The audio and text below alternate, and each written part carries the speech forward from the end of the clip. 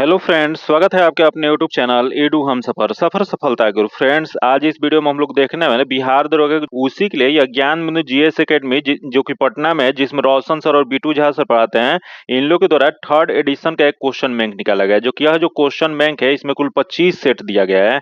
जो कि उसी में से आज हम आपको क्वेश्चन बैंक का पहला नंबर सेट को कवर करने वाले हैं। जो कि पहला नंबर सेट का जो क्वेश्चन जो है 16/7/2023 के जो मद्य निषेध का पेपर जो कराया गया था उसी को हम कवर करने वाले हैं। तो चलिए दोस्तों, वीडियो को शुरू करते हैं। वीडियो को शुरू करने से पहले दोस्तों, अगर आप इस चैनल पे पहली बार आए हैं तो चैनल को सब्सक्राइब कर लीजिएगा और बगल में बेल आइकन है जिससे जरूर दबा लीजिएगा, ताकि जब भी वीडियो डालें तो आपको नोटिफिकेशन प्राप्त हो।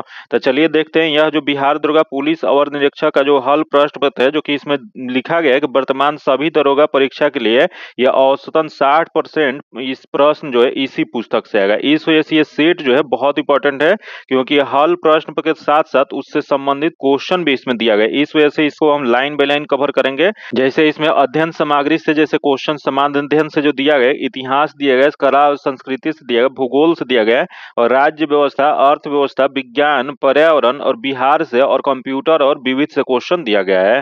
जो कि देखते हैं इसमें कुल जो सेट जो दिया गया 25 सेट दिया गया। जो कि इसमें सबसे पहले जो आज हम लोग देखने वाले हैं बिहार पुलिस मध्य जो दरोगा का परीक्षा जो कराया गया था, जो कि यह 16/7/2023 को उसी का हल प्रश्न पत्र को पूरा लाइन बाय लाइन इसको हम कवर करेंगे। जो कि देखते हैं आगे जो क्या दिया गया। तो इसमें जो क्वेश्चन जो दिया गया, बिहार पुलिस मद्य निषेध दरोगा और अनुमंडल अग्निशमन पदाधिकारी नियुक्ति परीक्षा जो है प्रारंभिक परीक्षा जो 16/7/2023 को कराया गया था, उसका पहला प्रश्न देख लेते हैं क्या दिया गया है। तो देखते हैं आज का पहला प्रश्न क्या है। तो दिया है कीवी राजधानी है, यहाँ बताना वो कीवी जो है वो किसका राजधानी है। तो देख लेते हैं, यूक्रेन दिया गया, स्विट्जरलैंड दिया गया, स्वीडन दिया गया और स्पेन दिया गया है। यह कीवी जो राजधानी जो है यूक्रेन का है। इसका जो आंसर जो हो जाएगा 1 नंबर हो जाएगा।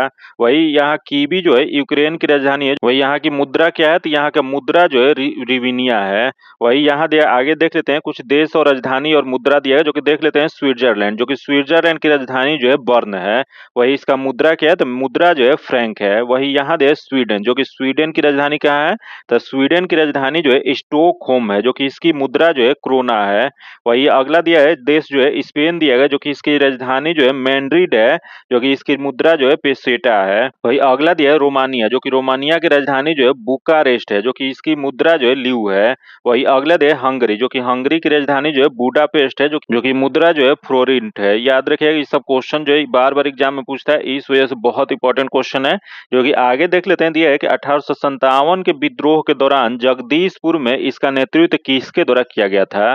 तो 1857 का जो विद्रोह हुआ था वो आरा के आसपास जो जगदीशपुर पड़ता है, इसका यह बिहार के क्षेत्र से किसने नेतृत्व किया था। तो यह जो नेतृत्व जो किए थे इसका सही आंसर हो जाएगा कुंवर सिंह किए थे। इसका जो आंसर जो हो जाएगा 3 नंबर हो जाएगा। जो कि यहाँ दिया है कि 1857 के विद्रोह के दौरान जगदीशपुर में इसका नेतृत्व कुंवर सिंह के द्वारा किया गया था, जो आरा के आसपास जगदीशपुर के एक तबाह और असंतुष्ट जमींदार थे। इसका जो आंसर जगह 3 नंबर हो जाएगा। आगे क्वेश्चन देखते हैं, जो कि अगला 3 नंबर जो क्वेश्चन देगा कि अस्पष्ट आकाश नीला दिखाई देता है क्योंकि। यहाँ बताना आपको कि अस्पष्ट आकाश नीला क्यों दिखाई देता है। तो यह जो मुख्य जो कारण होता है इसका होता है बैगनी और नीला प्रकाश अन्य सभी रंगों के प्रकाश की तुलना में वायुमंडल द्वारा अधिक प्रकीर्णन होता है। इसका जो आंसर हो जाएगा सी नंबर हो जाएगा। जो कि इसमें देख लेते हैं इसमें इंपॉर्टेंट पॉइंट क्या दिया गया। तो इसमें इंपॉर्टेंट पॉइंट जो दिया है कि अस्पष्ट आकाश नीला दिखाई देता है क्योंकि बैगनी और नीला प्रकाश अन्य सभी रंगों के प्रकाश की तुलना में वायुमंडलीय द्वारा अधिक प्रकीर्णन होता है। याद रखिएगा क्यों होता है, तो बैगनी और नीला जो होता है प्रकाश अन्य सभी रंग जो होता है सभी रंग के प्रकाश की तुलना में वायुमंडलीय द्वारा अधिक प्रकीर्णन होता है। जो कि यह VVI क्वेश्चन है, जो कि यह बहुत बार क्वेश्चन पूछा गया है। जो कि आगे देख लेते हैं, दिया है कि वायुमंडल में वायु के अणु तथा अन्य सूक्ष्म कणों के साइज दृश्य प्रकाश की तरंगदैर्घ्य के प्रकाश की अपेक्षा नीले वर्ण की ओर के कम तरंगदैर्घ्य के प्रकाश को प्रकीर्णित करने में अधिक प्रभावित होता है। जो कि आगे देखते हैं, जो कि एक लाल वर्ण के प्रकाश जो होता है उसकी तरंगदैर्घ्य नीले प्रकाश की अपेक्षा लगभग 1.8 गुनी होता है। जो कि अतः जब सूर्य का प्रकाश वायुमंडल से गुजरता है तो वायु के सूक्ष्म कण लाल रंग की अपेक्षा नीले रंग की या उसी को छोटे तरंगदैर्घ्य के अंतर्गत होता है, जो कि अधिक प्रबलता से प्रकीर्णन करता है। इसी वजह से प्रकीर्णित नीला प्रकाश हमारे नेत्रों में प्रवेश करता है। तो इसका आगे देख लेते हैं क्या दिया। तो दिया है कि यदि पृथ्वी पर वायुमंडल न होता तो कोई प्रकीर्णन न हो पाता और तब आकाश काला प्रतीत होता। क्योंकि क्वेश्चन क्वेश्चन एक बार पूछा गया है कि यदि पृथ्वी पर वायुमंडल न होता तो आकाश का रंग कैसा दिखाई देता है। आकाश का रंग जो है वो काला दिखाई देता है। आगे क्वेश्चन देखते हैं, दिया है कि जो अगला पॉइंट इसमें दिया है लाल रंग कुहरे या धुएं से सबसे कम प्रकीर्णन होता है, इसीलिए यह दूर से देखने पर भी लाल रंग का ही दिखाई देता है। अतः खतरे या संकेत जो होता है, खतरे का संकेत जो दिखाया जाता है या सिग्नल जो दिखाया जाता है, उसका कैसा रंग होता है, तो उसका प्रकाश का रंग जो होता है वो लाल रंग का होता है। आगे पॉइंट दिया गया कि बैगनी और नीले रंग के लिए प्रकाश का प्रकीर्णन सर्वाधिक होता है। याद रखिएगा, बैगनी और नीला रंग जो होता है उसका प्रकाश का प्रकीर्णन क्या होता है, तो सर्वाधिक होता है, तथा लाल रंग जो होता है इसका प्रकाश का प्रकीर्णन होता है न्यून होता है, जो कि ये भी क्वेश्चन बहुत बार पूछा गया है। जो कि आगे क्वेश्चन देखते हैं, जो कि अगला दिया है, हिमालयी भालू तथा विशाल पांडा किन जातियों का उदाहरण है। तो हिमालयी भालू और विशाल पांडा जो है, यह जो जनजातियों का उदाहरण जो है वह सुमेघ जनजातीय का है। इसका जो आंसर हो जाएगा सी नंबर हो जाएगा। जो कि यहाँ आगे जो इसमें पॉइंट जो दिया है कि IUCN के आंकड़ा के अनुसार हिमालयी भालू तथा विशाल पांडा सुमेघ जातियों का उदाहरण है। जो कि वही सुमेघ क्या होता है, तो जिस प्रजाति के वनों में संकटग्रस्त हो जाने की संभावना हो और यदि प्रजाति की संख्या में 10% व 10 वर्षों से 50% से अधिक की कमी दर्ज की गई है, तो उसी को क्या कहा जाता है, तो उससे सुमेघ प्रजाति के अंतर्गत लाया जाता है। जो कि आगे पॉइंट देखते हैं क्या दिया है, तो दिया है कि प्रमुख भारतीय प्रजाति जो सुमेघ की श्रेणी में कौन कौन सा होता है, तो तेंदुआ होता है या एक सींग वाला गेंडा होता है। जो कि अगला चीता दिया है तथा 4 सींग वाला मृग होता है। और ये भारतीय वाइसन होता है या समुद्री गाय होता है या स्लोथ भालू होता है। तो ये सब आप लोग एग्जाम्पल जरूर याद रखिएगा।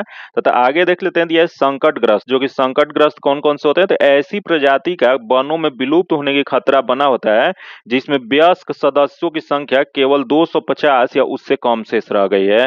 तो याद रखिएगा, संकटग्रस्त उसी को कहा जाता है जिसकी संख्या जो 250 या उससे शेष कम रह चुकी है। जैसे इसका एग्जाम्पल दिया, संघाई हिरन है, जैसे शेर या जैसे पूंछ वाला बंदर, जो कि उसी को मकाक बंदर कहा जाता है। वही नीलगिरी ताहर या हिम तेंदुआ या गंगा डॉल्फिन या लाल पांडा या पेंगुलिन, ये सब क्या है, तो यह संकटग्रस्त जीव है। आगे क्वेश्चन देखते हैं, जो कि विलुप्त जो दिया गया, जो कि विलुप्त वैसे क्या होते हैं, तो विलुप्त जो होते हैं जिस प्रजाति का कोई सदस्य जीवित न हो तथा विश्व के सभी आवासों में उसकी संख्या बिल्कुल समाप्त हो चुकी है, उसी को क्या कहा जाता है, तो विलुप्त प्रजाति कहा जाता है। जैसे इसका एग्जाम्पल दिया गया, टोडो दिया गया, उस कहाँ पाई जाती है, तो ये मॉरिशस में है। तथा अगला दे स्टील सी क्राउन, जो कि यह कहाँ पाई जाती है, तो ये रूस में पाई जाती है। तथा अगला दे थाइलोसिन, जो कि थाइलोसिन जो है ये ऑस्ट्रेलिया में पाई जाती है। तथा अफ्रीका के शेर की 3 उप प्रजातियां, जो कि बाली, नावज और कैप्सियन जो है, यह जो है विलुप्त में हो गए हैं, विलुप्त हो गए हैं। इसका जो आगे देख लेते हैं क्या दिया गया है, तो आगे जो होते हैं वो दुर्लभ प्रजाति होते हैं। जो कि दुर्लभ प्रजाति किसे कहा जाता है, तो यह जो कहा जाता है, संसार में इन प्रजातियों की संख्या बहुत कम है। याद रखिएगा, दुर्लभ प्रजाति उसे कहा जाता है जो कि संसार में बहुत कम संख्या में पाई जाती है। जैसे ये प्रजातियां कुछ ही स्थानों पर सीमित है या बड़े क्षेत्रों में विरल रूप से बिखरी हुई है। जैसे इस दिया गया कि हम्बोसिया डेक्रेस जो बेड़ में तथा दक्षिण पश्चिमी घाट जो कि भारत में, तथा एक दुर्लभ प्रजाति है ये सब। तथा आगे देखते हैं, दिया है लुप्त हो रहे महत्वपूर्ण जीवों हेतु भारत में संरक्षण के प्रयास कौन कौन सा किया गया है। जो कि यह संरक्षण से संबंधित जो है प्रयास जो है, ये आप लोग एकदम याद कर लीजिएगा बार बार इस वीडियो को देख के, या आप लोग मार्केट से इस बुक को खरीद के जरूर आप लोग पढ़िए, क्योंकि इसमें जो दिया गया बहुत इंपॉर्टेंट पॉइंट दिया गया है। जो कि ये बहुत VVI क्वेश्चन है, इससे क्वेश्चन हर एग्जाम में बिहार दरोगा में एक क्वेश्चन फिक्स रहता है। जैसे पहला दे प्रोजेक्ट टाइगर, जो कि प्रोजेक्ट टाइगर कब हुआ था, तो यह 1973 ईस्वी में भारत सरकार के द्वारा बाघ जो कि एक संकटग्रस्त प्रजाति है के संरक्षण हेतु इसे शुरू किया गया है। याद रखिए, क्वेश्चन बहुत बार पूछा गया, प्रोजेक्ट टाइगर किसके लिए है, तो यह बाघ के संरक्षण के लिए शुरू किया गया। जो कि कब किया गया था, तो 1973 ईस्वी में। फिर अगला दे प्रोजेक्ट एलिफेंट, जो कि प्रोजेक्ट एलिफेंट जो शुरुआत किया गया था 1992 ईस्वी में किया गया था। जो कि यह जो है यह हाथियों के आवास संरक्षण द्वारा इसकी संख्या में वृद्धि करना होता है। जो कि हाथियों के संरक्षण के लिए यह शुरुआत जो है एलिफेंट प्रोजेक्ट यह 1992 ईस्वी में किया गया था। आगे क्वेश्चन देखते हैं, इसमें अगला जो दिया है हुंगुल परियोजना। जो कि हुंगुल परियोजना जो है, इस परियोजना को जम्मू कश्मीर सरकार द्वारा शुरू किया गया। याद रखिएगा, क्वेश्चन पूछेगा ये भी कि हुंगुल परियोजना किसके द्वारा शुरू किया गया है, तो यह जो शुरुआत किया गया जम्मू कश्मीर सरकार द्वारा।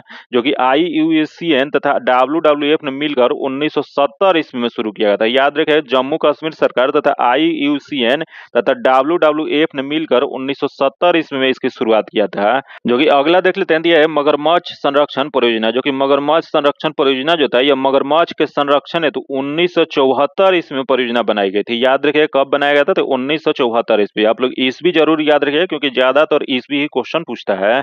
जो कि 1978 ईस्वी में कुल 16 मगरमच्छ प्रजनन केंद्र स्थापित किया गया था। क्वेश्चन ये भी पूछ देगा कि 1978 ईस्वी में मगरमच्छ संरक्षण परियोजना के तहत कितने प्रजनन केंद्र, मगरमच्छ प्रजनन केंद्र स्थापित किया गया था, तो यह 16 किया गया था। जो कि ये भी क्वेश्चन एक बार पूछा गया, केंद्रीय मगरमच्छ प्रजनन और प्रबंधन प्रशिक्षण संस्थान कहाँ पे है, तो यह जो है हैदराबाद में स्थित है। तथा आगे देखते हैं, यह है कि मगरमच्छ प्रजनन और प्रबंधन प्रोजेक्ट जो है 1975 ईस्वी में FAO तथा UNDP की सहायता से शुरू किया गया था।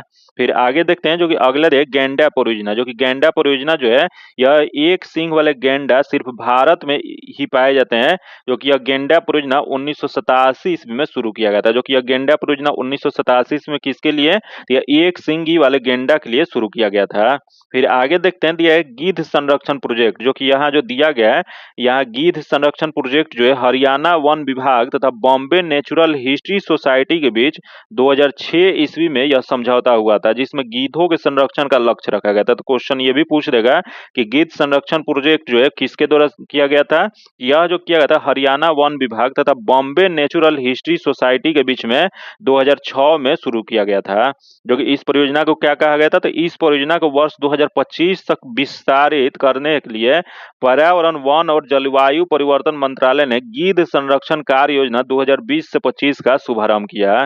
तथा अगला है कि एशिया से समाप्त हो रहे गिद्धों के संरक्षण के लिए सेव कार्यक्रम चलाया गया था। जो कि सेव कार्यक्रम का पूरा नाम क्या है, तो इसका पूरा नाम जो है सेविंग एशियंस वॉल्ट्रस फ्रॉम एक्सटेंशन सेव हो जाएगा। जो कि यह कार्यक्रम चलाया गया था जिसके तहत पशुओं को दी जाने वाली दवा डिक्लोफेनक को प्रतिबंधित किया गया था। तो क्वेश्चन पूछ देगा कि यह जो गिद्ध के संरक्षण के लिए जो योजना जो चलाया गया था उसके तहत किस दवा को प्रतिबंध लगाया गया था, तो यह जो लगाया गया था डिक्लोफेनक को लगाया गया था। इसका आगे देख लेते हैं क्या दिया, तो दिया है कि भारत में अधिकांश गिद्धों की मृत्यु पशुओं को दी जाने वाली डिक्लोफेनक दवा से ही होता है। तथा अगला जो प्रोजेक्ट है जो कि हिम तेंदुआ परियोजना। जो कि हिम तेंदुआ परियोजना जो है हिमालयी राज्यों में हिम तेंदुआ संरक्षण के लिए 2009 ईस्वी में प्रारंभ किया गया था।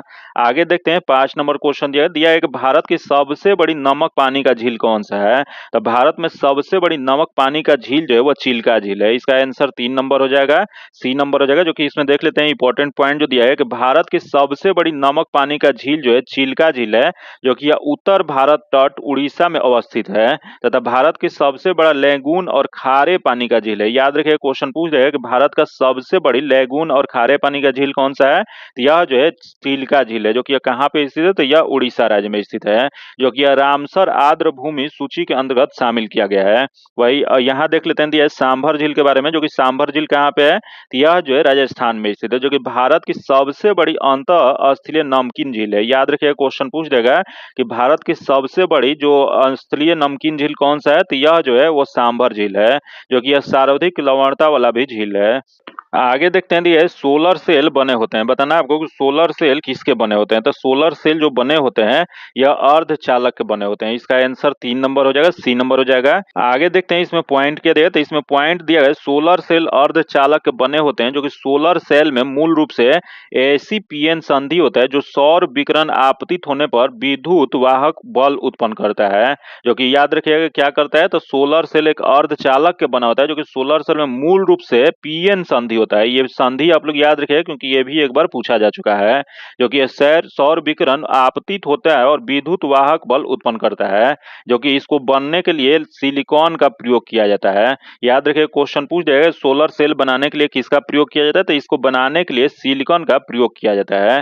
जो कि अगला है सौर सेल एक पीएन जंक्शन डायोड है। याद रखिए सौर सेल कैसा डायोड है, यह पीएन जंक्शन डायोड है। जो कि सौर ऊर्जा को सीधे विद्युत ऊर्जा में रूपांतरित करता है तथा यह प्रकाश विद्युत प्रभाव फोटो इलेक्ट्रिक इफेक्ट के सिद्धांत पर कार्य करता है। यह भी क्वेश्चन पूछ सकता है कि सौर सेल किस सिद्धांत पर कार्य करता है, तो यह जो करता है वो प्रकाश विद्युत प्रभाव या उसी को अंग्रेजी में फोटो इलेक्ट्रिक इफेक्ट कहा जाता है। जो कि आगे देख लेते हैं इसमें क्या दिया गया, तो अगला जो दिया गया है प्रकाश का प्रत्येक अवशोषित फोटोन एक इलेक्ट्रॉन और एक छिद्र जो कि होल उत्पन्न करता है, जो कि वास्तव में संयोजकता एक इलेक्ट्रॉन फोटोन की ऊर्जा प्राप्त कर चालक पट्टी जो कि उसी को कंडक्शन बैंड कहा जाता है में पहुंचाता है, जिससे संयोजकता पट्टी कहा जाता है, जिससे संयोजकता के एक छिद्र उत्पन्न हो जाता है। इस प्रक्रिया में उत्पन्न विद्युत क्षेत्र इलेक्ट्रॉन को एन क्षेत्र की ओर और छिद्र होल को पी क्षेत्र की ओर ले जाता है। अतः जंक्शन के दोनों सतहों पर विपरीत आवेश उत्पन्न होता है और उन सतहों के बीच एक विद्युत वाहक बल स्थापित हो जाता है। यह विद्युत वाहक बल जो था बाह्य परिपथ में विद्युत धारा स्थापित करता है। तो ये भी आप लोग याद रखें, बहुत वीवीआई पॉइंट है। क्योंकि आगे देखते हैं इसमें क्या पॉइंट दिया है। तो दिया है कि ऐसे पदार्थ जिनकी विद्युत चालकता तथा चालक तथा अचालक पदार्थों के बीच होती है उसे क्या कहा जाता है, तो इसे अर्धचालक कहा जाता है। जैसे कौन कौन सा होता है, तो सिलिकॉन या जर्मेनियम जो है अर्धचालक का एग्जाम्पल है। जो कि आगे क्वेश्चन देखते हैं, जो कि अगला देख लेते हैं। दिया गया कि द्वितीय विश्व युद्ध में धुरी राष्ट्रों में से निम्न में से कौन से देश शामिल नहीं था। यहाँ बताना आपको, जो द्वितीय विश्व युद्ध हुआ था उसमें धुरी राष्ट्रों में कौन शामिल नहीं था। तो दिया गया जापान, दिया गया इटली, दिया गया जर्मनी, दिया गया और ब्रिटेन दिया गया है। तो इसमें जो शामिल जो नहीं था वो ब्रिटेन शामिल नहीं था। इसका आंसर डी नंबर हो जाएगा। जो कि देखते हैं यहाँ क्या पॉइंट दिया गया। तो दिया गया कि द्वितीय विश्व युद्ध में ब्रिटेन धुरी राष्ट्र में शामिल नहीं था, क्योंकि सितंबर 1939 ईस्वी में जर्मनी ने पोलैंड पर आक्रमण किया। याद रखिए क्वेश्चन की, जर्मनी किस पे पोलैंड पे कब आक्रमण किया था, तो ये 1939 ईस्वी में, तथा इसी के साथ द्वितीय विश्व युद्ध शुरुआत हो गया था। एक बार क्वेश्चन ये भी पूछा गया था कि द्वितीय विश्व युद्ध का मुख्य कारण क्या था। तो द्वितीय विश्व युद्ध का मुख्य जो कारण जो था सितंबर 1939 ईस्वी में जो जर्मनी ने पोलैंड पे आक्रमण किया था वही था। तथा अगला पॉइंट क्या देगा, तो अगला देख, ग्रेट ब्रिटेन, फ्रांस और अमेरिका के सहयोग से यूरोपीय देशों का जो गुट बना वह मित्र राष्ट्र के नाम से प्रसिद्ध हुआ। तथा धुरी राष्ट्र में शामिल कौन कौन से देश थे, जो धुरी राष्ट्र में जो शामिल जो थे, जर्मनी थे, जापान थे, इटली थे और इत्यादि और सब देश थे। जो कि इसका जो देख लेते हैं आगे क्वेश्चन क्या दिया गया। तो अगला जो दिया गया, निम्नलिखित देशांतरों में से कौन से भारतीय मानक समय के लिए संदर्भ के रूप में माना जाता है। तो यह देशांतरों के रूप में भारतीय मानक समय के संदर्भ में जो रेखा जो मानी जाती है, यह मानी जाती है 82.5 डिग्री पूर्वी रेखा। इसका जो आंसर हो जाएगा 1 नंबर हो जाएगा। जो कि देखते हैं इसमें क्या पॉइंट दिया, तो इसमें दिया गया है 82.5 डिग्री पूर्वी देशांतर रेखा को भारतीय मानक समय का निर्धारित हेतु मानक यमुनोत्तर माना गया है।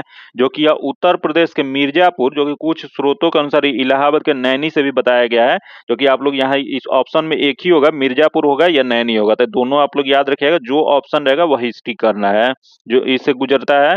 जो कि यही क्वेश्चन एक बार पूछा गया था कि भारत का मानक समय कुल कितने राज्यों से गुजरता है। तो भारत में यह 5 राज्यों से गुजरता है। जो कि 5 राज्य कौन कौन सा है, यह उत्तर प्रदेश है, मध्य प्रदेश है, छत्तीसगढ़, उड़ीसा और आंध्र प्रदेश। ये पांचों राज्य आप लोग याद रखें, क्योंकि ये बार बार क्वेश्चन जो है पूछता है। आगे देखते हैं, दिया एक बध्यवागम शब्द का कौन सा संधि विच्छेद है। जो कि यह जो मध्य निषेध का जो पेपर आया था उसमें हिंदी से भी क्वेश्चन पूछा गया था। इस वजह से अब हिंदी भी पढ़ना कंपलसरी हो गया है, क्योंकि हिंदी से भी क्वेश्चन एक दो डाल दे रहा है।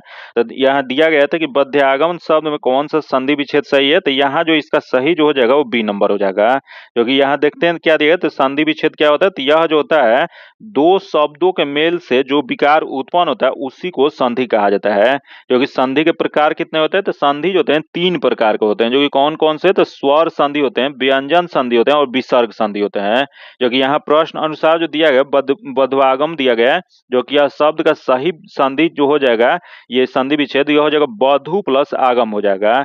जो कि यह कौन सी संधि है, तो यह जो संधि है यड़ संधि का उदाहरण है। जो कि यही जान लेते हैं कि स्वर संधि के कुल कितने प्रकार होते हैं। तो स्वर संधि के 5 प्रकार होते हैं। जो कि वह कौन कौन से होते हैं, तो यह जो होते हैं वृद्धि स्वर संधि होते हैं, तथा दीर्घ स्वर संधि होते हैं, तथा गुण स्वर संधि होते हैं, तथा यड़ स्वर संधि होते हैं, तथा यह अयादि स्वर संधि होते हैं। ये आप लोग पांचों याद रखिएगा। तथा आगे देख लेते हैं जो कि यड़ संधि के उदाहरण कौन कौन से होते हैं। तो यड़ के उदाहरण जो है अति प्लस अधिक, अत्यधिक हो जाएगा, तथा इति प्लस आदि जो कि इत्यादि हो जाएगा, तथा सु प्लस आगत जो कि स्वागत हो जाएगा, तथा सु प्लस अक्ष जो स्वच्छ हो जाएगा, तथा ऊपरी प्लस जो कि उपयुक्त हो जाएगा। जो कि आगे देखते हैं इसमें क्या देगा, तो दिया है कि यण संधि जब किसी शब्द के अंतिम वर्ण में छोटी ई और बड़ी ई या छोटा छोटा ऊ या बड़ा ऊ और री के बाद कोई अन्य स्वर आता है तो विकार स्वरूप छोटी ई या बड़ी ई या छोटी ऊ या बड़ी ऊ री के जगह पर क्रमशः य व र हो जाता है। जैसे यहाँ क्या दिया, तो यहाँ दिया वधु प्लस आगम, जो कि यह क्या हो जाएगा, तो यह ऊ जो है आ मिलके यह क्या बन गया, वा बन गया। वही ये आगे एग्जांपल दिया गया, जो कि आगे देख लेते हैं, जो कि क्वेश्चन दिया गया, जो कि यहाँ जो दिया गया है, जो कि यहाँ 4.2 सेंटीमीटर त्रिज्या वाले धातु के एक गोले को पिघलाकर 6 सेंटीमीटर त्रिज्या वाले एक बेलन के रूप में ढाला जाता है तो बेलन की ऊंचाई क्या हो जाएगी, तो यह बेलन की ऊंचाई जो हो जाएगा 2.74 सेंटीमीटर। इसका आंसर 2 नंबर हो जाएगा। जो कि आगे देखते हैं, जो कि आगे दिया बिहार में पहली बार राष्ट्रपति शासन कब लगाया गया था, तो बिहार में पहली बार जो राष्ट्रपति शासन जो लगा था वो 1968 ईस्वी में। इसका जो आंसर हो जाएगा 1 नंबर हो जाएगा। जो कि बिहार में पहली बार राष्ट्रपति शासन 29 जून 1968 ईस्वी को लगाया गया था, जो कि यह 26 फरवरी 1969 ईस्वी तक यह रहा था। याद रखिएगा कब से कब रहा था, तो पहला राष्ट्रपति शासन जो 29 जून 1968 ईस्वी को लागू हुआ था, जो कि यह 26 फरवरी 1969 तक यह चला था। जो कि उस समय बिहार के मुख्यमंत्री कौन थे, तो उस समय बिहार के मुख्यमंत्री भोला पासवान शास्त्री थे। अगला पॉइंट दिया है कि उस समय राष्ट्रपति डॉक्टर जाकिर हुसैन एवं बिहार के राज्यपाल कौन थे, तो वह नित्यानंद कानूनगो थे। याद रखिएगा भारत के राष्ट्रपति कौन थे, तो डॉक्टर जाकिर हुसैन थे, जबकि बिहार के राज्यपाल जो थे वो नित्यानंद कानूनगो थे। आगे देखते हैं, जो दिया है कि बिहार में अब तक कुल कितने बार राष्ट्रपति शासन लागू हुआ है, तो बिहार में अब तक कुल 8 बार राष्ट्रपति शासन लागू किया गया है। जो कि अंतिम बार कब लगा था, तो अंतिम बार जो है 7 मार्च 2005 से 24 नवंबर 2005 तक लगा था। जो कि ये भी आप लोग याद रखिएगा, जो कि पहली बार जो लगा था 29 जून 1968 से 26 फरवरी 1969 तक लगा था, जो है 7 मार्च 2005 से 24 नवंबर 2005 तक लागू हुआ था। आगे देखते हैं, जो कि दिया है प्रधानमंत्री पीवीटीजी, जो कि पीवीटीजी विकास मिशन डैश के विकास से संबंधित है। यह जो संबंधित जो है आदिवासी समूहों के विकास से संबंधित है। इसका आंसर सी नंबर हो जाएगा। जो कि आगे देखते हैं इसमें क्या दिया है, तो दिया है प्रधानमंत्री पीवीटीजी जो कि विकास मिशन आदिवासी समूहों के आर्थिक सामाजिक विकास से संबंधित है। आगे देख लेते हैं, दिया है पीवीटीजी का फुल फॉर्म क्या होता है, तो पीवीटीजी का फुल फॉर्म जो होता है पार्टिकुलर वैल्यूरेबल ट्राइबल ग्रुप होता है। जो कि आगे इसमें देखते हैं क्या दिया है, तो दिया है जनजातीय मामलों के मंत्रालय ने पीवीजीटी के विकास की योजना लागू किया था। क्वेश्चन पूछ देगा कि यह पीवीजीटी विकास जो योजना जो लागू जो है किसके द्वारा किया गया था, तो यह जो किया गया था जनजातीय मामलों के मंत्रालय द्वारा, जो कि जिसमें उसके व्यापक सामाजिक आर्थिक विकास के लिए 75 विशेष रूप से कमजोर जनजाति समूह को शामिल इसमें किया गया है। तो यह भी क्वेश्चन पूछ जाएगा कि पीवी जो टीजी जो है इसके तहत कुल कितने कमजोर जनजातियों को शामिल किया गया है, तो यह जो किया गया है वह 75 को शामिल किया गया है। जो कि आगे जो दिया है कि योजना के प्रावधानों के अनुसार राज्यों को 100% सहायता अनुदान उपलब्ध कराया जाता है। जो कि 1973 इसमें डेबर आयोग ने आदिम जनजाति समूह जो कि पीजीटी को एक अलग श्रेणी के रूप में बनाया, जो कि यह जनजाति समूह में कम विकसित है। जो कि वह अगला दिया है कि वर्ष 2006 इसमें भारत सरकार ने पीटीजी के नाम बदलकर पीवीटीजी कर दिया गया था। तो याद रखिएगा पहले इसका नाम क्या था, तो इसका नाम जो था पीटीजी था, जो कि अब इसका 2006 के नाम जो 2006 में बदलने के बाद क्या हो गया है, यह जगह पीवीटीजी हो जाएगा। आगे क्वेश्चन देखते हैं, जो कि 13 नंबर देख लेते हैं, दिया भारतीय अंतरिक्ष नीति जो कि के अनुसार कौन सी संस्था अंतरिक्ष प्रौद्योगिकी के अनुसंधान और विकास पर ध्यान केंद्रित करेगा, तो यह जो केंद्रित जो करेगा वह इसरो करेगा। इसका जो आंसर हो जाएगा डी नंबर हो जाएगा। जो कि इसरो का यहाँ दिया गया भारतीय अंतरिक्ष अनुसंधान संस्थान, जो कि इसरो का पूर्ण रूप जो होता है वो भारतीय अंतरिक्ष अनुसंधान संस्थान जो होता है, इसके द्वारा अंतरिक्ष नीति 2023 को मंजूरी दिया गया है। जो कि यह नीति के अंतरिक्ष क्षेत्र में निजी क्षेत्र की भागीदारी को संस्थागत बनाने और इसरो के उन्नत अंतरिक्ष प्रौद्योगिकी के अनुसंधान और विकास पर ध्यान केंद्रित करती है। जो कि आगे दिया है कि इसरो का गठन कब किया गया था, तो इसरो का गठन जो है 15 अगस्त 1969, डेट आप लोग याद रखिएगा क्योंकि ये डेट बहुत बार पूछा गया है। इसका गठन जो है 15 अगस्त 1969 ईस्वी को किया गया था। जो कि इसका मुख्यालय कहाँ पे है, तो इसका मुख्यालय जो है बेंगलुरु में स्थित है। आगे देखते हैं दिया है कि बास्केटबॉल के मैदान को कहा जाता है, तो बास्केटबॉल का मैदान जो होता है उसे कोर्ट कहा जाता है। इसका आंसर 2 नंबर हो जाएगा। जो कि इस खेल का आविष्कार किससे माना जाता है, तो इस खेल का आविष्कार जो है जेम्स स्मिथ ने 1891 इसमें अमेरिका में किया था। जो कि यही इसकी स्थापना जो है AFIBA की स्थापना कब किया गया था, तो AFIBA की स्थापना 1932 इसमें किया गया था।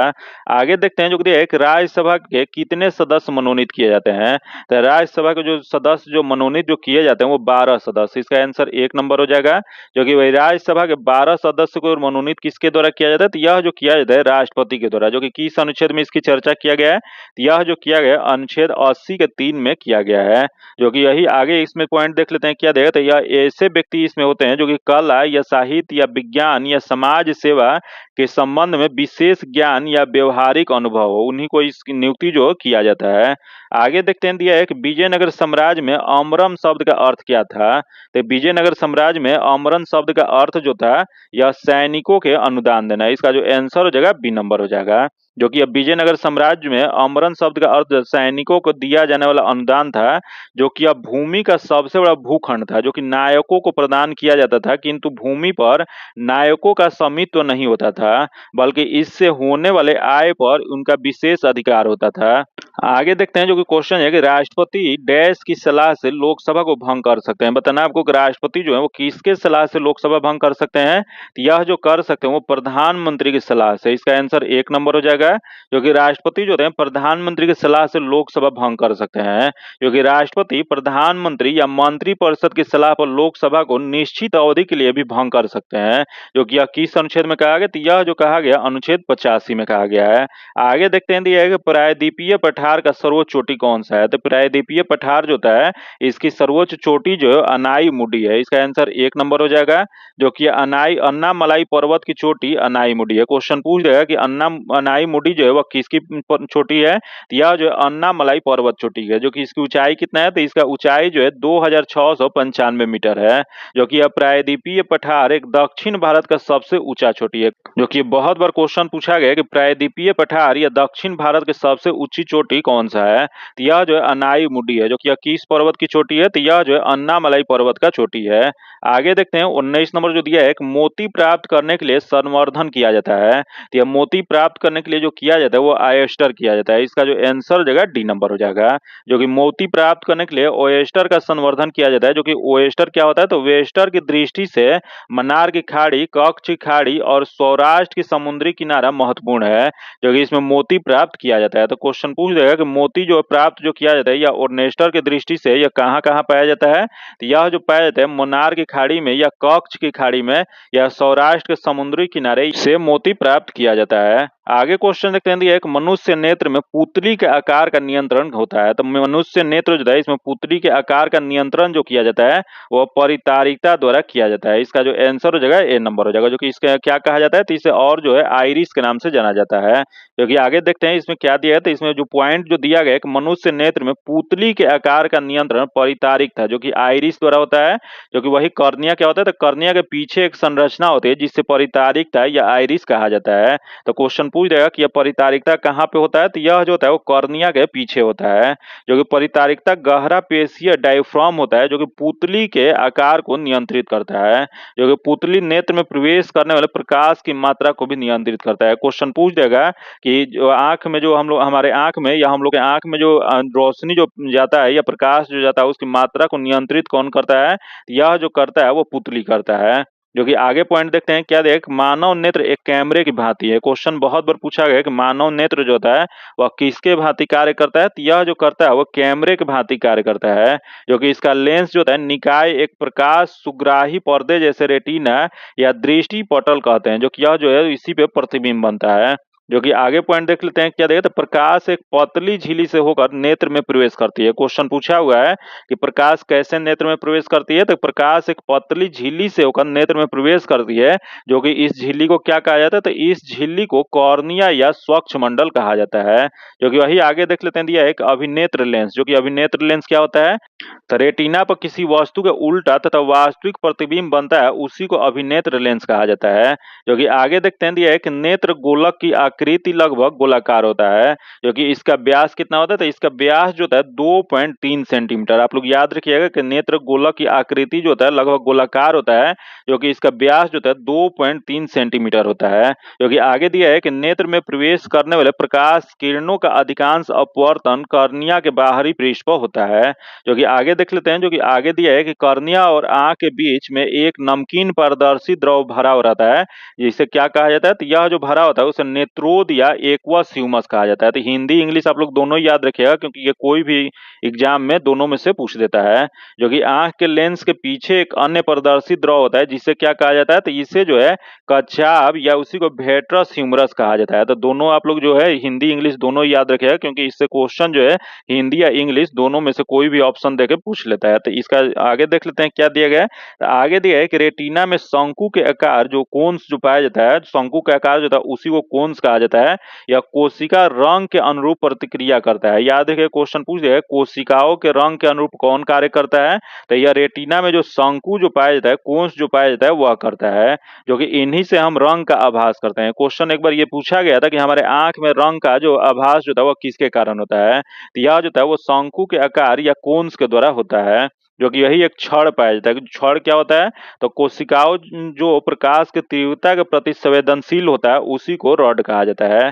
जो कि आगे पॉइंट देख लेते हैं क्या दिया, तो अगला दिया है कि हम अपनी आंखों की रेटिना में क्षण कोशिका की उपस्थिति के कारण एक अंधेरे कमरे में या रात के अंधेरे में चीजों को देख सकते हैं। तो इसका आगे देख लेते हैं क्या दिया है, तो दिया है निम्नलिखित में से केंद्रीय प्रकृति के कौन सा मान सभी अवलोकन पर आधारित नहीं है। तो इसमें केंद्रीय जो प्रवृत्ति का कौन सा मान जो होता है सभी अवलोकन पर आधारित नहीं होता है, तो यह जो नहीं होता है वो गुणोत्तर माध्य है। इसका जो आंसर जगह सी नंबर हो जाएगा। जो कि दिया है कि निम्न में से केंद्रीय प्रवृत्ति को गुणोत्तर माध्य मान सभी अवलोकन पर आधारित नहीं होता है।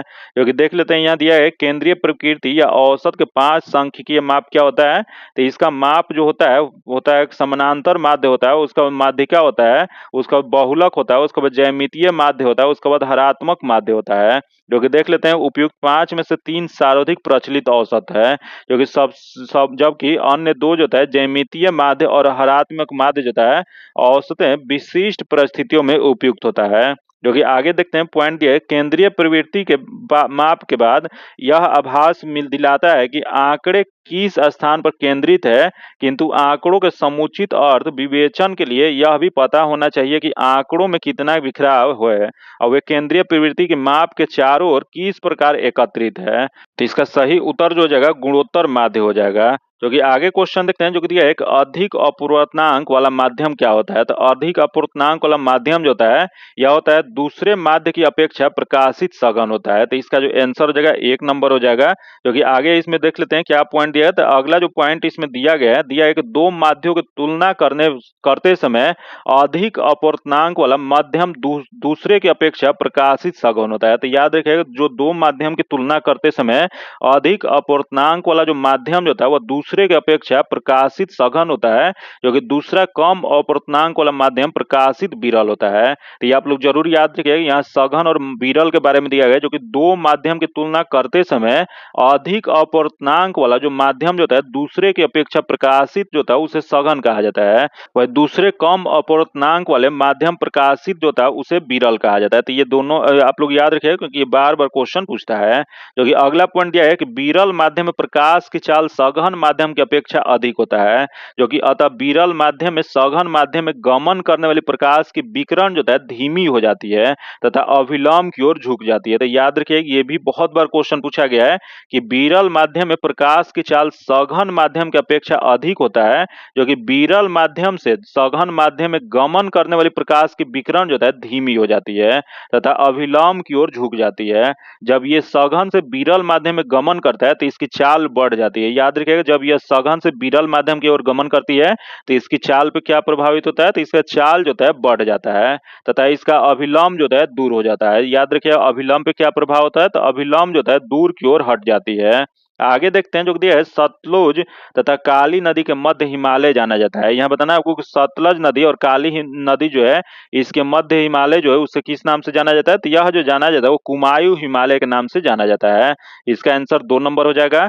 जो कि आगे देखते हैं दिया है सतलज तथा काली नदी के मध्य हिमालय को कुमायूं हिमालय के नाम से जाना जाता है। जो कि यहाँ दिया है एक नदी घाटी के आधार पर सर सिडनी बुलार्ड, जो कि याद रखिएगा या जो है हिमालय जो पर्वतीय प्रदेश को निम्न 4 प्रदेशिक में विभाजन किए थे। जो कि क्वेश्चन पूछ रहे हैं कि नदी की घाटियों के आधार पे कुल कितने 4 भागों में किसके द्वारा विभाजित किया गया था, तो यह जो किया गया था सर सिडनी बुर्लार्ड के द्वारा किया गया था। जो कि क्या किया गया था तो देख लेते हैं, यहाँ प्रादेशिक विभाजन दिया गया और लंबाई दिया गया और विस्तार दिया गया है। जो कि यह जो है वीवीआई क्वेश्चन है क्योंकि ये बहुत बार क्वेश्चन पूछा हुआ है। जो कि यह दिया गया पंजाब हिमालय, जो कि पंजाब हिमालय जो है इसकी लंबाई 560 किलोमीटर है।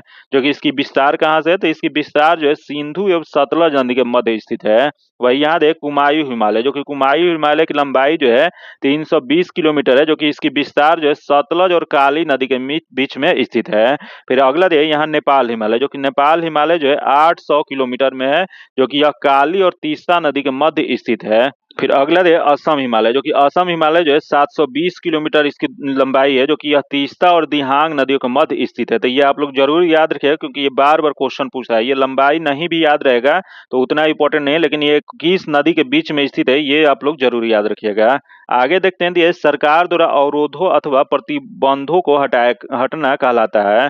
तो सरकार द्वारा अवरोधों तथा प्रतिबंधों को हटाना जो कहा जाता है वह उदारीकरण कहा जाता है। इसका जो आंसर जगह डी नंबर हो जाएगा। क्योंकि आगे इसमें पॉइंट देख लेते हैं क्या दिया, तो उदारीकरण जो होता है विभिन्न प्रतिबंधों को दूर कर अर्थव्यवस्था के विभिन्न क्षेत्रों में मुक्त करने की नीति होता है। जो कि अर्थात इसका अर्थ होता है कि अर्थव्यवस्था को विभिन्न प्रकार के नियामकों तथा नियंत्रणों के संबंध में उदार होना या मुख्यतः उद्योग तथा अन्य आर्थिक क्रियाओं पर सरकारी नियंत्रण को समाप्त करने या कम करने से संबंधित है।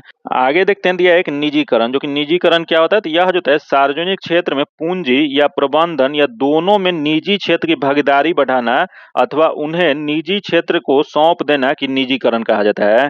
वही वैश्वीकरण क्या कहा जाता है, तो किसी अर्थव्यवस्था को विश्व अर्थव्यवस्था के जोड़ने की क्रिया जो था उसी को वैश्वीकरण कहा जाता है। अगला क्वेश्चन 25 नंबर देख लेते हैं। दिया है कि ईस्वी सन 1809 ईस्वी में फारसी में गिफ्ट टू मेनोथिक्स किसने लिखा है। यह बताना है गिफ्ट टू मेनोथिक्स जो पुस्तक जो लिखा गया वो किसके द्वारा लिखा गया है, तो यह जो लिखा गया राजा राम मोहन राय द्वारा, राम मोहन राय द्वारा लिखा गया। इसका आंसर सी नंबर हो जाएगा। क्योंकि यह आगे देखते हैं इसमें पॉइंट क्या देगा, तो इसमें दिया है कि 1809 ईस्वी में गिफ्ट टू मोनोथिक्स या और इसी को क्या कहा जाता है, तो मुहत्तम उल मुहाविदीन जो कि नामक पुस्तक जो है यह राजा राम मोहन राय के द्वारा लिखा गया था। आगे क्वेश्चन देखते हैं, तो ये पटना उच्च न्यायालय के वर्तमान में मुख्य न्यायाधीश कौन है। तो पटना उच्च न्यायालय जो यह जो क्वेश्चन पूछा गया था उसमें मुख्य न्यायाधीश जो थे वह के विनोद चंद्रन थे। इसका जो आंसर हो जाएगा बी नंबर हो जाएगा। जो कि उच्च न्यायालय जो है जिसे हाई कोर्ट कहा जाता है, इसका मुख्य न्यायाधीश जस्टिस के विनोद चंद्रन की नियुक्ति कब किया गया था, तो यह जो शपथ जो लिए थे 29 मार्च 2023 को लिए थे। आगे देखते हैं जो दिया है कि हाल ही में विपर जो है खबरों में था, यह क्या है, यह विपर जो है जो खबरों में जो था यह जो है एक चक्रवात है। इसका आंसर डी नंबर हो जाएगा। जो कि यह विपर जो है एक चक्रवात था जो कि अरब सागर तथा गुजरात के समुद्री तट से टकराया था। जो कि इसका नामकरण किसके द्वारा किया गया था, तो इसका नामकरण जो है बांग्लादेश के द्वारा किया गया था। आगे देखते हैं दिया है निम्नलिखित में से कौन सी ताप विद्युत परियोजना महाराष्ट्र में स्थित नहीं है। यह ताप विद्युत परियोजना जो महाराष्ट्र में स्थित नहीं है बताना है, तो दिया है तिरोडा जो कि है। अगला है चंद्रपुर जो कि ये भी है। तो अगला है कहलगांव जो कि कहलगांव जो है यह महाराष्ट्र में स्थित नहीं है। इसका आंसर सी नंबर हो जाएगा। जो कि यह कहलगांव जो है ताप विद्युत परियोजना कहाँ पे स्थित है, तो यह भागलपुर बिहार में स्थित है। जो कि यह परियोजना एनटीपीसी के अधीन कोयला आधारित संयंत्र है। आगे क्वेश्चन देखते हैं, दिया है किसी वस्तु के चंद्रमा पर भार पृथ्वी पर उसके भार की डैश होता है। तो यह किसी वस्तु के चंद्रमा पर भार या पृथ्वी पर उसके भार का यह जो होता है वो 1/6 भाग होता है। इसका आंसर डी नंबर हो जाएगा। जो कि यहाँ दिया है कि ये किसी वस्तु का चंद्रमा पर भार पृथ्वी के उसके भार का 1/6 भाग होता है। जो कि वस्तु का चंद्रमा पर भार जो होता है 1 होता है, वही वस्तु के पृथ्वी पर भार क्या होता है, तो 6 होता है। वही पृथ्वी पर किसी वस्तु का भार वह बल है जिसे पृथ्वी उस वस्तु को अपनी ओर आकर्षित करती है। तो याद रखिए क्वेश्चन पूछ देगा कि वस्तु जो होता है किसी वस्तु का भार क्या होता है, यह जो होता है जिससे पृथ्वी उस वस्तु को अपनी ओर आकर्षित करती है वही भार कहा जाता है। तथा अगला है चंद्रमा पर किसी वस्तु का भार जो होता है वह बल है जिसमें चंद्रमा उस वस्तु को आकर्षित करता है। आगे देखते हैं, दिया है कि चंद्रमा का द्रव्यमान पृथ्वी की अपेक्षा कम है, इस कारण चंद्रमा वस्तु को कम आकर्षण बल लगता है। वही अगला देख लेते हैं, चंद्रमा पर लोलक घड़ी को ले जाने पर उसका आवर्त काल बढ़ जाएगा। याद रखिए, क्वेश्चन एक बार ये भी पूछा गया था कि अगर चंद्रमा पर लोलक घड़ी को अगर ले जाया जाएगा तो उस पर क्या प्रभाव होगा, तो उसके आवर्त काल जो हो जाएगा बढ़ जाएगा, क्योंकि चंद्रमा पर जी का मान पृथ्वी के जी के मान से 1/6 गुना है। आगे देखते हैं, जो कि अगला यहाँ दिया है, खगोलीय पिंड दिया गया है, उसके बाद द्रव्यमान दिया गया, उसके बाद त्रिज्या दिया गया है मीटर में। तो देख लेते हैं यहाँ पृथ्वी, जो कि पृथ्वी का द्रव्यमान जो हो जाएगा या 5.98 गुने 10 के पावर 22 kg हो जाएगा, जो कि इसकी त्रिज्या कितना हो जाएगा, तो त्रिज्या जो है 6.37 गुने 10 के पावर 6 हो जाएगा।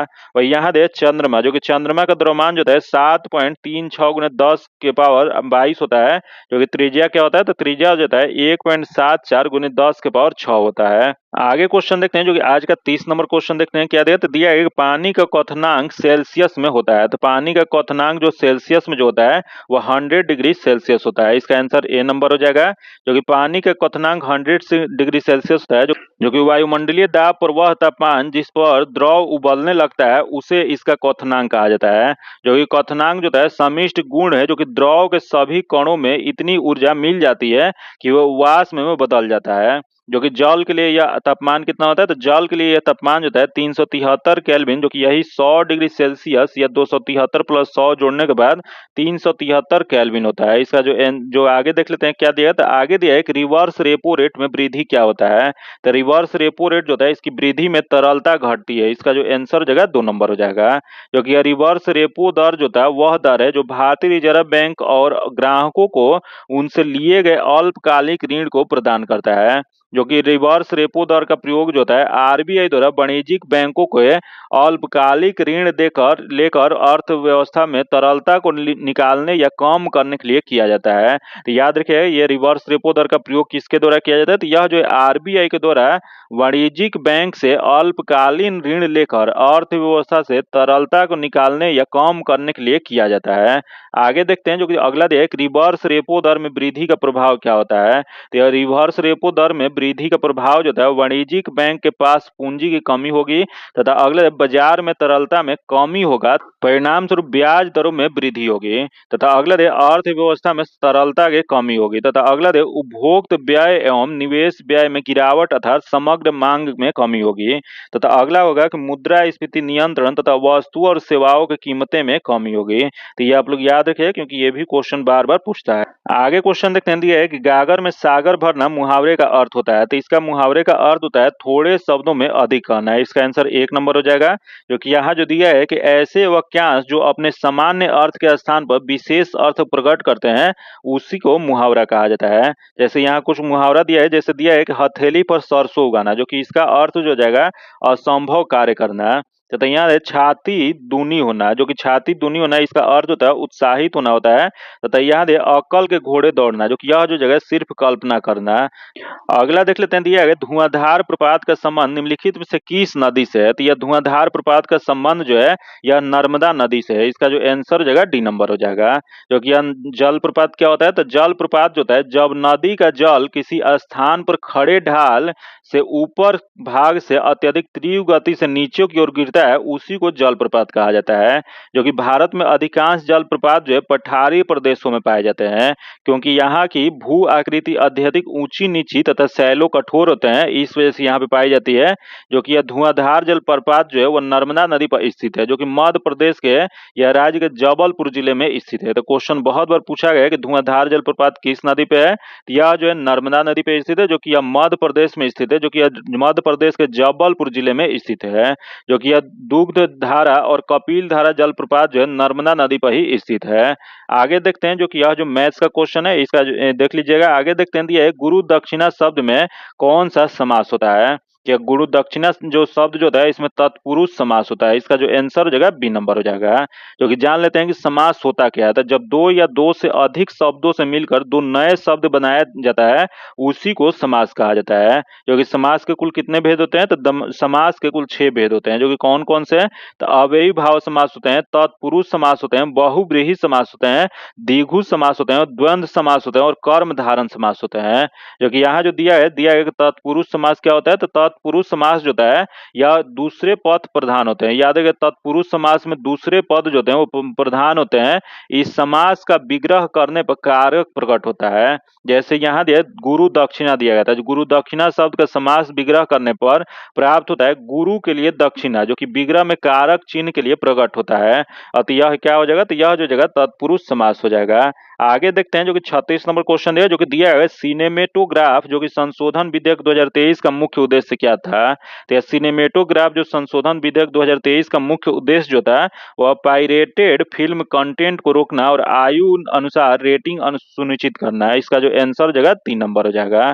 जो कि यह देख लेते हैं इसमें क्या दिया। तो यह जो दिया गया है कि सिनेमेटोग्राफ जो कि यह संशोधन विधेयक 2023 का मुख्य उद्देश्य जो था या पायरेटेड फिल्म कंटेंट को रोकना और आयु अनुसार रेटिंग सुनिश्चित करना है। जो कि यह विधेयक की घोषणा जो है सूचना और प्रसारण मंत्री अनुराग ठाकुर के द्वारा किया गया था। आगे देखते हैं जो कि 37 नंबर क्वेश्चन देख लेते हैं क्या दिया। तो यह जो दिया गया है निम्न में से किसका उपयोग कांच पर लिखने के लिए किया जाता है? तो कांच पर लिखने के लिए जो प्रयोग जो किया जाता है हाइड्रोजन फ्लोराइड का किया जाता है। इसका आंसर सी नंबर हो जाएगा। जो कि आगे देखते हैं यहाँ दिया है कांच पर नक्काशी करने के लिए हाइड्रोजन फ्लोराइड जो कि इसका सूत्र जो होता है इसे सूचक जो होता है HF होता है। जो कि इसका उपयोग किया जाता है। जो कि इसका अन्य नाम क्या होता है? तो इसका अन्य नाम जो होता है फ्लोरोहाइड्रिक होता है या हाइड्रोफ्लोरिक तथा हाइड्रोनियम फ्लोराइड होता है। जो कि जल में हाइड्रोजन का विलयन होता है। जो कि यहाँ जो दिया है कि हाइड्रोजन फ्लोराइड जो कि HF होता है। जो कि इसका निर्माण कैसे होता है? तो इसका निर्माण जो होता है यह होता है CaF2 प्लस CH2SO4 जब यह रिएक्ट कर जाता है 200 से 250 टेम्परेचर पर जो कि यह फ्लोरोस्पंस बनता है। यह जो जगह रिएक्ट करके जो बनता है यह CaSO4 प्लस 2HF बनता है। जो कि आगे देखते हैं दिया है कि HF में हाइड्रोजन आबंध होता है, इस कारण इसमें क्वथनांक एवं गलनांक के मान असमानता उच्च पाया जाता है। जो कि HF में हाइड्रोजन आबंध को निम्न रूप में प्रदर्शित करते हैं। जो कि यह इस प्रकार से इसको प्रदर्शित किया जाता है। जो कि HF एक निर्बल अम्ल है। याद रखिए क्वेश्चन पूछेगा कि HF क्या होता है? तो यह एक वीक एसिड होता है, निर्बल अम्ल होता है। जो कि यह pK के मान से स्पष्ट होता है। जो कि आगे देखते हैं जो कि यहाँ जो दिया है कि HF के दुर्बल अम्ल होने का कारण क्या होता है? तो यह HF का दुर्बल अम्ल होने का कारण जो है फ्लोरीन जो है निगेटिव आयन के साथ H3O प्लस का हाइड्रोजन आबंध बनाता है। तो याद रखिए HF के दुर्बल अम्ल होने के कारण फ्लोरीन निगेटिव आयन के साथ H3O प्लस का हाइड्रोजन आबंध बनाता है। जो कि यहाँ जो दिया है हाइड्रोजन फ्लोराइड दिया गया जो कि HF दिया गया है। इसका गलनांक कितना होता है? तो इसका गलनांक जो है 190 होता है। वही इसका क्वथनांक कितना होता है? तो क्वथनांक जो है 193 होता है। जो कि H और X में जो दूरी होता है वह क्या होता है? तो PM में यह 91.7 होता है। वही PK होता है तो यह जो है 3.2 होता है। जो कि आगे देख लेते हैं दिया है कि हाइड्रोलिक अम्लों में से HF संरक्षक होता है। तो यह देख लेते हैं अगला दिया है HF कांच के साथ अभिक्रिया करता है। इसका उपयोग कांच के निस्सारण और TB नली के लिए कांच के सेल का निर्माण होता है। जो कि आगे देख लेते हैं जो कि यहाँ दिया है 1915 इसमें भारत लौटने के बाद गांधी जी ने डैश की तरह कपड़े पहनने का निर्णय लिया था। यह 1915 में जो भारत लौटने के बाद जो गांधी जी ने जो निर्णय जो लिए थे वह कठियावाड़ी किसान के जैसा कपड़ा पहनने का निर्णय लिए थे। इसका आंसर 2 नंबर हो जाएगा। जो कि यहाँ जो दिया है कि 1915 इसमें भारत लौटने के बाद गांधी जी ने कठियावाड़ी किसान की तरह कपड़े पहनने का निर्णय लिए थे। जो कि 1921 में जाकर उन्होंने एक छोटी धोती धारण की जिसे वे आजीवन पहनते रहे। तो क्वेश्चन ये भी पूछ देगा कि धोती धारण कब किए थे? तो यह जो किए थे 1921 ईस्वी में। जो कि आगे देख लेते हैं जो कि दिया है कि मध्यकाल में सामंत को उसका लॉर्ड जो जमीन देता है वो क्या कहलाता है? तो यह जो कहा जाता था वह फीफ कहा जाता है। इसका आंसर 2 नंबर हो जाएगा। जो कि मध्यकाल में जो सामंत का उसका लॉर्ड जो जमीन देता था उसे फीफ कहा जाता था। आगे देखते हैं दिया है कि निम्न में से कौन सा मिश्रण नहीं है? यहाँ जो दिया गया इसमें कौन सा मिश्रण नहीं है बताना है, मिक्सचर कौन सा नहीं है? तो यहाँ दिया आश्रित जल। जो कि आश्रित जल जो था वो मिश्रण नहीं होता है। इसका आंसर 1 नंबर हो जाएगा। जो कि देखते हैं आश्रित जल जो था मिश्रण नहीं था, बाकी सब जो दिया गया मिश्रण है। तो आश्रित जल क्या होता है? तो आश्रित जल क्या होता है? तो यह एक यौगिक होता है। जो कि अयौगिक वह पदार्थ होता है जो दो या दो से अधिक तत्वों के नियत अनुपात में रासायनिक तौर पर संयोजक से बनते हैं, उसी को क्या कहा जाता है? तो इसे यौगिक कहा जाता है। जैसे इसका एग्जाम्पल जो जाएगा जल हो जाएगा, मीथेन हो जाएगा, चीनी हो जाएगा, नमक हो जाएगा। जैसे आगे यहाँ पॉइंट देख लेते हैं, क्या देगा? तो दिया है कि मिश्रण उस पदार्थ को कहा जाता है जो एक या एक से अधिक शुद्ध तत्वों या यौगिकों से मिलकर बना होता है, जो कि किसी पदार्थ को अन्य प्रकार के तत्वों में भौतिक प्रक्रम द्वारा पृथक नहीं किया जा सकता है, जो कि जल में घुले हुए सोडियम क्लोराइड को वाष्पीकरण या आसवन विधि के द्वारा जल से पृथक किया जाता है। जो कि यह बहुत बार क्वेश्चन पूछा गया है कि जल में घुले सोडियम क्लोराइड को उससे जल से अलग कैसे किया जा सकता है? यह जो किया जाता है वाष्पीकरण या आसवन विधि के द्वारा किया जाता है। फिर आगे देखते हैं, जो दिया है एक भौतिक विधि के द्वारा इसके रासायनिक अवयवों में पृथक नहीं किया जा सकता है। इसी प्रकार चीनी एक पदार्थ है क्योंकि यह एक ही प्रकार के शुद्ध अवयव रखता है, जो किसी भी स्रोत से प्राप्त होने वाले किसी एक पदार्थ के अभिलक्षणिक गुण एक समान होगा। जो कि आगे देख लेते हैं, जो 41 नंबर दिया है कि एक देश में एक विशेष वर्ष के दौरान उत्पादित सभी अंतिम वस्तुओं और सेवाओं में कुल मूल्य को कहा जाता है। तो एक देश में विशेष वर्ष के दौरान उत्पादित सभी अंतिम वस्तुएं और सेवाओं के कुल मूल्य को जो कहा जाता है वह सकल घरेलू उत्पाद कहा जाता है। इसका जो आंसर हो जाएगा डी नंबर हो जाएगा। जो कि किसी अर्थव्यवस्था में एक वित्तीय वर्ष में उत्पादित सभी वस्तुओं और सेवाओं के अंतिम मौद्रिक मूल्य उसका सकल घरेलू उत्पाद या जीडीपी उसी को कहा जाता है। तो ये आगे देख लेते हैं, जो कि 42 नंबर देख लेते हैं, दिया है कि प्रथम विश्व युद्ध का तत्कालीन कारण क्या था? तो प्रथम विश्व युद्ध का जो तत्कालीन जो कारण जो था वो ऑस्ट्रियन राजकुमार फिर्डिनैंड की हत्या। इसका जो आंसर हो जाएगा 3 नंबर हो जाएगा। जो कि प्रथम विश्व युद्ध का कब हुआ था? तो यह 28 जून 1914 ईस्वी को हुआ था। जो कि आगे क्वेश्चन देखते हैं, जो कि यह घटना जो था वह सिरोजुआ हत्याकांड के नाम से भी जाना जाता है। क्वेश्चन पूछ देगा कि यह प्रथम विश्व युद्ध को और किस नाम से जाना जाता है? यह जो जाना जाता है सिराजुआ हत्याकांड के नाम से जाना जाता है। जो कि यह घटना को ऑस्ट्रिया ने सर्बिया का षड्यंत्र मानते हुए इसके खिलाफ युद्ध की घोषणा कर दिया था। आगे क्वेश्चन देखते हैं, एक नव निर्वाचित लोकसभा में तत्कालिक अध्यक्ष जो कि उसी को प्रोटोम स्पीकर कहा जाता है, किसे चुना जाता है? यह जो चुना जाता है लोकसभा के वरिष्ठतम सदस्य को। इसका आंसर 1 नंबर हो जाएगा। जो कि यह वरिष्ठतम अध्यक्ष जो होते हैं प्रोटोम स्पीकर, इसकी नियुक्ति किसके द्वारा किया जाता है? तो यह जो नियुक्ति जो है राष्ट्रपति के द्वारा किया जाता है। वही आगे दिया है, कौन सा देश G20 का सदस्य नहीं है? यहाँ बताना आपको कि G20 का सदस्य इसमें से कौन सा देश नहीं है? तो पहले देश भारत दिया गया, उसका बाद बांग्लादेश दिया गया, उसका बाद तुर्की दिया गया, उसका बाद फ्रांस दिया गया है। तो इसमें बांग्लादेश जो है उसका सदस्य देश नहीं है। इसका आंसर बी नंबर हो जाएगा। जो कि देख लेते हैं G20 के बारे में यहाँ क्या दिया गया है।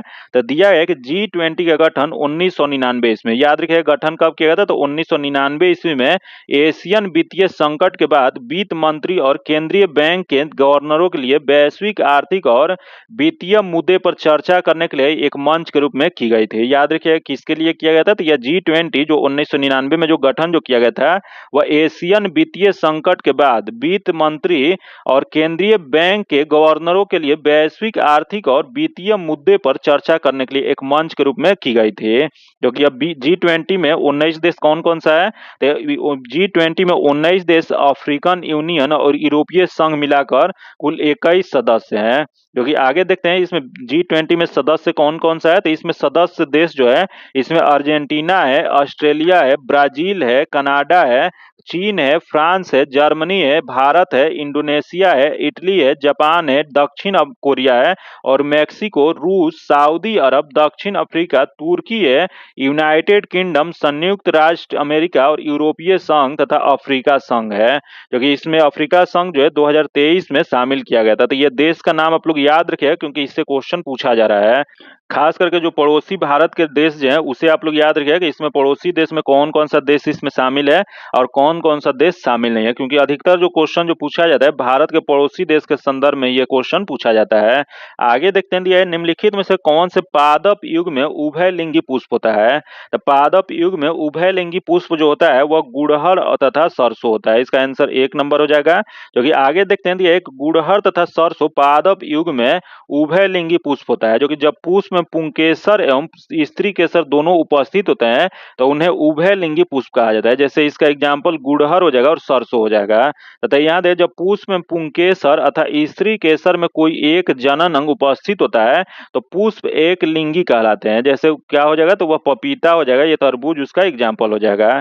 तथा आगे दिया है कि पुष्प पौधे में प्रजनन के कार्य करते हैं तथा फल एवं बीज उत्पन्न करता है। याद रखिएगा, पुष्प जो होते हैं पौधे में प्रजनन का कार्य करते हैं तथा फल एवं बीज उत्पन्न करता है। तथा अगला दे, पुष्प एक डंठल द्वारा तने से संबंधित होता है, जो कि यह डंठल को वृत्त या पेडिसेल कहा जाता है, जो कि वृत्त के सिरे पर स्थित चौपटे भाग को पुष्पासन या थैलामस कहा जाता है। जो कि अगला पॉइंट देख लेते हैं, दिया है कि एक प्रारूपित पुष्प में पुष्प पत्रों के 4 भाग होते हैं, जिसे पुष्प के चक्र भी कहते हैं, जो कि पुष्पासन पर एक निश्चित क्रम के व्यवस्थित होता है, जो कि उसे बाह्य दलपुंज कहा जाता है, दलपुंज कहा जाता है, पुमंग कहा जाता है, जो कि यह नर जनन अंग में पाया जाता है। वही ज्यांग होता है, जो कि यह मादा जनन अंग में पाया जाता है। तथा अगला दे, बाह्य दलपुंज और दलपुंज को पुष्प का सहायक अंग तथा पुमंग और जायों की आवश्यक अंग कहा जाता है। तो याद रखिएगा, बहुत वीवीआई पॉइंट है। इसका आगे देख लेते हैं क्या दिया है। तो दिया है, टोक्यो ओलंपिक में सुमित नगल ने डैश में भारत का प्रतिनिधित्व किए थे। तो यह जो प्रतिनिधित्व जो किए थे वो टेनिस में। इसका आंसर सी नंबर हो जाएगा। आगे देखते हैं, दिया है कि भौगोलिक अनुसंधान में किस देश ने यूरोप का नेतृत्व प्रदान किया था। तो भौगोलिक अनुसंधान में यह जो यूरोप का नेतृत्व जो प्रदान जो किया गया था वो पुर्तगाल। इसका आंसर डी नंबर हो जाएगा। क्योंकि देख लेते हैं यहाँ क्या दिया है। तो दिया है कि यूरोप ने 15वीं शताब्दी ईस्वी में अंतर्राष्ट्रीय व्यापार और बाद में व्यवसाय वाणिज्यिक गतिविधियों के युग में प्रवेश किया, जो कि यह पुर्तगाली और स्पेनिश थे जिन्होंने 15वीं और 16वीं शताब्दी के शुरुआत में नए समुद्री मार्गों की खोज की बीड़ा उठाया तथा यात्रियों को प्रोत्साहित किया और प्रारंभिक औपनिवेशिक साम्राज्यों का गठन किया। तथा यहाँ देख लेते हैं अगला क्या दिया। तो यहाँ दिया, पुर्तगाल के राजकुमार हेनरी द नेविगेटर के नेतृत्व में इसकी शुरुआत की गई थी। जो कि क्वेश्चन ये भी पूछ रहा है कि इस समय बार्थोलोमिया डियाज, जो कि पुर्तगाली व्यापारी, जो 1488 ईस्वी में केप ऑफ गुड होम की खोज किए गए था तथा अफ्रीका महाद्वीप का सबसे दक्षिण बिंदु था। जो तथा इसके उपरांत कोलंबस जो स्पेन के रहने वाले थे, ये 1492 ईस्वी में अमेरिका की खोज किया। वही वास्को डी गामा जो था, जो पुर्तगाल के रहने वाला था, ये 1498 ईस्वी में भारत की समुद्री मार्ग की खोज किया था। तो ये चारों आप लोग डेट याद रखिएगा, ये किसका कब खोज किया गया था, क्योंकि ये जो क्वेश्चन है बार बार पूछता है। आगे देखते हैं, जो दिया है, एक विधान परिषद वाले राज्य के विधान परिषद के सदस्यों की कुल संख्या उस राज्य के विधानसभा के सदस्यों की कुल संख्या के डैश से अधिक नहीं होगी। तो यह जो नहीं होगी वो 1/3 जो है अधिक नहीं होगा। इसका आंसर 2 नंबर हो जाएगा। आगे देखते हैं, जो कि यहाँ पॉइंट जो दिया है कि विधान परिषद वाले राज्यों के विधान परिषद के सदस्यों की कुल संख्या उस राज्य के विधानसभा के सदस्यों की कुल संख्या के 1/3 से अधिक नहीं होगी। तथा यहाँ दिया, विधान परिषद में सदस्यों की अधिकतम संख्या विधानसभा की 1/3 और न्यूनतम 40 निश्चित की गई थी। आगे देखते हैं, यहाँ दिया है जी का मान कितना होता है। तो जी का मान जो होता है ये 6.67 गुने 10 के power -11 newton metre square kg minus square होता है। इसका जो आंसर हो जाएगा डी नंबर हो जाएगा। जो कि देख लेते हैं यहाँ क्या देगा। तो गुरुत्वाकर्षण नियतांक, इसी को कैपिटल जी जो होता है उसी को गुरुत्वाकर्षण नियतांक कहा जाता है, नियतांक कहा जाता है। जो कि यह जो होता है एकांक दूरी पर स्थित एकांक द्रव्यमान के दो पिंडों के बीच कार्य करने वाले गुरुत्वाकर्षण बल को गुरुत्वाकर्षण नियतांक, जो कि यूनिवर्सल ग्रेविटेशनल कांस्टेंट कहते हैं, जो कि इसे कैपिटल जी से प्रदर्शित किया जाता है।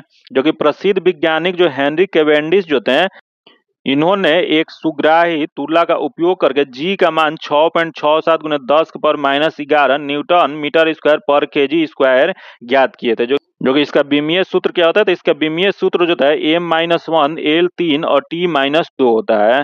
जो कि जी का मान जो है सभी स्थानों पर 1 होता है, यह एक अदिश राशि होता है। जो कि परीक्षा से संबंधित कुछ यहाँ महत्वपूर्ण तत्व दिया है। जो कि दिया है कि गुरुत्वाकर्षण बल का खोज किसके द्वारा किया गया था। तो यह गुरुत्वाकर्षण बल का खोज सर आइजैक न्यूटन ने 1686 ईस्वी में किए थे। जो कि यहाँ दिया गुरुत्वाकर्षण के नियम, जो कि गुरुत्वाकर्षण के नियम जो है दो पिंडों के बीच लगने वाले आकर्षण बल F उनके द्रव्यमानों के गुणनफल के समानुपाती होता है। याद रखिए गुरुत्वाकर्षण के नियम क्या होता है।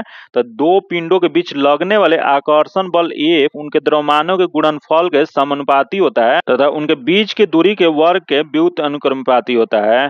जो कि यहाँ जो दिया गया इसके अर्थात क्या हो जाएगा, F हो जाएगा। उसके बाद G जो होता है डायरेक्टली प्रोपोर्शनल को हटा के G लाया जाता है, जो कि m1 और m2 बटा में r स्क्वायर हो जाएगा। जैसे दो यहाँ दिया गया दोनों के बीच में जो है r दूरी है, तो यह जो हो जाएगा m1 यह हो जाएगा यह m2 हो जाएगा। तो m1 इंटू m2 बटा में r स्क्वायर हो जाएगा, जो कि वही डायरेक्टली प्रोपोर्शनल को हटा के यहाँ g ला दिया जाता है, जो कि यहाँ जहाँ f क्या है तो f जो हो जाएगा गुरुत्वाकर्षण बल होता है, जो कि m1 m2 क्या होता है तो दो पिंड के अलग अलग द्रव्यमान होता है, जो कि r क्या होता है तो यह दूरी होता है, जो कि आगे देख लेते हैं यहाँ क्या देगा तो डोमेश शब्द का तात्पर्य क्या है। तो यह डोमेश शब्द जो है इसका तात्पर्य जो होता है यह होता है जनता, जो कि यह क्या होता है तो डोमेश शब्द का तात्पर्य जनता होता है, जो कि यह पीछे भी एग्जामों में क्वेश्चन पूछा गया, जो कि यह रिपीटेड क्वेश्चन है, जो कि यह डोमेश शब्द का तात्पर्य जो होता है यह लोकतंत्र शब्द अंग्रेजी शब्द डेमोक्रेसी के हिंदी रूपांतरण है, जो कि डेमोक्रेसी जो होता है दो यूनानी शब्द से बना है, जो कि डोमेस और क्रेटिया, जो कि जिसका अर्थ होता है जनता का शासन होता है। जो कि आगे देखते हैं, जो कि यहाँ दे अप्रैल 2023 इसमें प्रमुख फसल बीमा योजना प्रधानमंत्री फसल बीमा योजना के कितने वर्ष पूर्ण कर लिया। यह जो वर्ष जो पूरा हुआ है 7 वर्ष, इसका जो आंसर हो जाएगा सी नंबर हो जाएगा। क्योंकि प्रधानमंत्री नरेंद्र मोदी द्वारा 13 जनवरी 2016 ईस्वी को शुरू की गई प्रधानमंत्री फसल बीमा योजना किसानों के लिए उनकी उपज के लिए एक बीमा सेवा है, जो कि यह योजना अप्रैल 2023 में 7 वर्ष पूर्ण कर लिया। आगे देखते हैं दिया है कि बक्सा टाइगर रिजर्व किस राज्य में स्थित है। यह बक्सा टाइगर रिजर्व जो स्थित जो पश्चिम बंगाल में स्थित है, इसका जो आंसर हो जाएगा डी नंबर हो जाएगा। क्योंकि आगे क्वेश्चन देखते हैं, जो कि अगला दिया है, जो कि यहाँ संविधान की अनुच्छेद 25 संबंधित है। बताना आपको कि संविधान जो है इसमें अनुच्छेद 25 किससे संबंधित है। तो यह जो संबंधित जो है धर्म की स्वतंत्रता से है, इसका जो आंसर हो जाएगा 2 नंबर हो जाएगा। क्योंकि अनुच्छेद 25 जो है धर्म की स्वतंत्रता से संबंधित है, जो कि भारतीय संविधान के भाग 3 जो है इसमें अनुच्छेद 12 से 35 मूल अधिकारों का विवरण किया गया है। जो कि यही क्वेश्चन पूछा हुआ है कि मूल अधिकार किस संविधान से लिया गया, तो मूल अधिकार जो है अमेरिकी के संविधान से लिया गया है, जो कि संविधान के भाग 3 को भारत का मैग्ना कार्टा कहा जाता है। याद रखिए क्वेश्चन पूछ रहा है कि भारत का मैग्ना कार्टा की संज्ञा किससे दिया गया है, यह भाग 3 को दिया गया है। आज इतना ही रखते हैं। इसका नेक्स्ट जो क्वेश्चन जो 54 से क्वेश्चन 100 तक है उसको अगले वीडियो में हम लोग कवर करेंगे, क्योंकि ऑलरेडी वीडियो बहुत लंबा हो चुका है। और आप सभी कमेंट जरूर कीजिएगा कि यह वीडियो आपको कैसा लगा और आगे इसमें और क्या सुधार करना है, ताकि उसी के आधार पर नेक्स्ट वीडियो आएगा। और अगर अभी तक आप वीडियो को लाइक नहीं किए तो वीडियो को लाइक कर दीजिएगा और ज्यादा से ज्यादा अपने दोस्तों के साथ शेयर कीजिएगा। और चैनल को अभी तक आप सब्सक्राइब नहीं किए तो चैनल को सब्सक्राइब कर लीजिएगा और बगल में बेल आइकन है जिसे जरूर दबा लीजिएगा, ताकि जब भी वीडियो डालें तो आपको नोटिफिकेशन प्राप्त हो। फिर मिलते हैं आपसे अगले वीडियो में, तब तक के लिए धन्यवाद। जय हिंद।